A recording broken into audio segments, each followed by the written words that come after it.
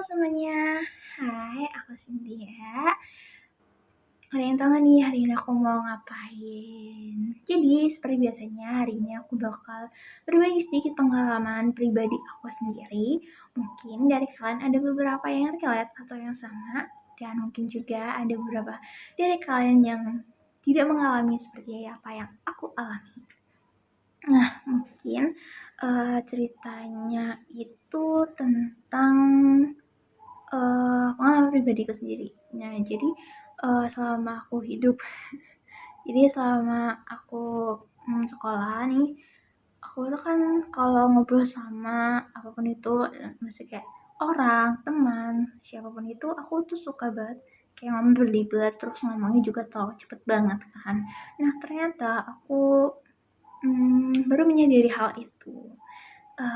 Dan mungkin salah satu penyebabnya itu yang aku temui sendiri, mungkin yang aku alami itu karena apa ya, ketika kita berbicara, ketika kita ngobrol dengan lawan jenis, dan itu tuh cerita yang aku lontarkan ke lawan lawan bicara aku itu selalu dipotong. Jadi aku bercerita tapi belum selesai udah dipotong, dilanjut dengan dia yang cerita gitu. Jadi kayak aduh, di pikiran aku tuh kayak ngapain juga cerita ya kalau ujung-ujungnya tuh kayak gini, ujungnya kayak gak didengar, ujung-ujungnya kayak dia, iya, pembahasan yang aku lontarin itu memang gak penting buat dia. Jadi kayak aku berpikir kalau sebenarnya tuh omongan yang aku lontarin itu memang gak penting. Dan mungkin di situ mungkin salah satu buat aku kayak apa ya, lebih milih untuk mendengarkan daripada untuk berbicara. Dan itu juga salah satu aku ngomong berlibat atau aku ngomong terlalu cepat. Karena apa, ketika aku ngomong yang ya, ngomong yang pelan-pelan itu kan bakal dipotong. Nah, makanya aku ngomong terlalu cepat, cepat dan berlibat juga, karena aku nggak mau nih aku itu harus melontarkan kata-kata uh, sesegera mungkin gitu loh, biar nggak di cut aja. Jadi aku tuh langsung melontarkan apa yang aku ingin lontarkan dengan cepat, dan melontarkan semuanya gitu, mengeluarkan semua kata-katanya dengan cepat dan ya, ya cepat dan seperti itu berlibat. Nah, makanya itu adalah salah satu faktornya. Nah, terus juga kadang mungkin sebagian orang tua itu kan pernah nih anaknya cerita cerita apapun ke orang tuanya, terus anaknya tuh lagi cerita, lagi ngejawab nih pertanyaan dari orang tuanya, terus juga tiba-tiba di-cut aja nih, di-cut sama orang tuanya, terus orang tuanya tuh ngejelasin panjang lebar kayak gini, terus akibatnya ya si anak itu tuh mau ngomong, mau bicara, tapi dihentikan gitu loh, nggak boleh bicara lagi. Cuman orang tuanya tuh nyerocos terus pingin ngomong, terus kayak terus kasih kesempatan ke anaknya buat ngomong itu gimana? Kan ada nih pendapat anak tersendiri. Nah, kalau iya sih aku lebih sebenarnya kayak gitu. Apa ya, ketika bukan orang tua dimanapun itu, ketika anaknya itu ingin mengeluarkan pendapatnya, ingin menjawab pertanyaan dari orang tua tersebut, tetapi apa ya, orang tua tersebut itu kayak memotong atau kayak uh, lebih ke proses terus, lebih ke uh, dikatakan kayak bukan buat alasan ya, kayak lebih tidak menghargai pendapat anaknya, itu kayak membuat menjadi salah satu faktor juga anak tersebut tuh ngomongnya tuh berlibat, terus juga ngomongnya tuh terlalu cepet. Jadi ketika si anak tersebut nih lagi ngomong sama lawan bicaranya, pastinya uh, ketika anak tersebut berlibat, nah lawan bicaranya itu kan pasti tidak memahami, tidak mengerti orang tersebut tuh berbicara apa. Karena kan ngomongnya itu kan kalau berlibet itu kan ngomongnya tuh cepet banget kan. Terus juga kurang jelas. Jadi ya itu yang menjadi dampaknya juga kan. Nah, kembali lagi ketika tadi sebenarnya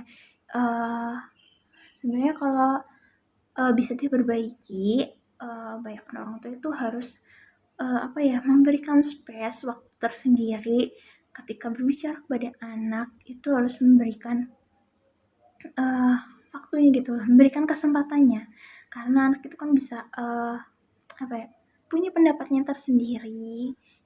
Jadi ketika anaknya tuh kayak baru bilang A aja itu udah langsung dipotong dan orang tuanya nyerocos terus atau berbicara terus, itu membuat